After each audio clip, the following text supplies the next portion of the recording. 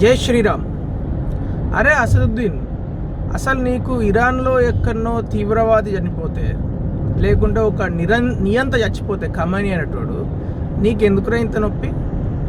అక్కడి ప్రజలే, మీ ముస్లిమ్సే ఎంతో సంబరాలు చేసుకుంటున్నాడు చచ్చిపోయిండని.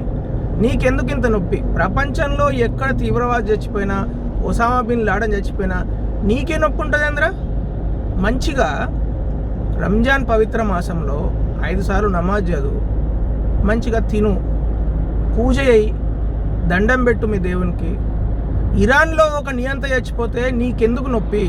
3 రోజుల ముందు భారత ప్రధానిని ఇజ్రాయెల్ పార్లమెంట్ గౌరవిస్తే నీకు కడుపు మంట వస్తుందా? దాని మీద నువ్వు కామెంట్ చేస్తావా?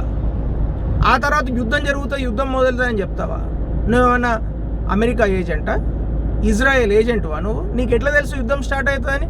కరెక్ట్గా 3 రోజులలోనే యుద్ధం స్టార్ట్ అవుతాయని చెప్పినావు, అట్లనే స్టార్ట్ అయింది. అంటే నువ్వు అయితే అమెరికా ఏజెంట్ అన్నా కావాలి, లేకుంటే ఇజ్రాయెల్ ఏజెంట్ అన్నా కావాలి. అట్లాంటి నువ్వు ఈరోజు ఏం మాట్లాడుతున్నావు? ఖమేనీని చంపుడు తప్ప? అక్కడ మీ ప్రజలు, అక్కడ ఇరాన్ ప్రజలు రోడ్ల మీద వచ్చి సంబరాలు చేసుకుంటున్నారు. కొంచెం సిగ్గు శరం తెచ్చుకో అసదుద్దీన్.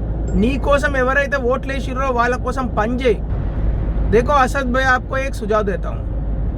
आप एक काम करो, जो आबादी आपके लिए लड़ा ना, जो आबादी आपके लिए वोट दिया ना, उनके लिए काम करो. जो आबादी आपके लिए रोड पे उतरता है ना, उनके लिए काम करो. उनके लिए स्कूल बना दो, हॉस्पिटल बना दो, कुछ अच्छा घर बना दो. जिसको पानी नहीं मिलता है उसको पानी दिला दो.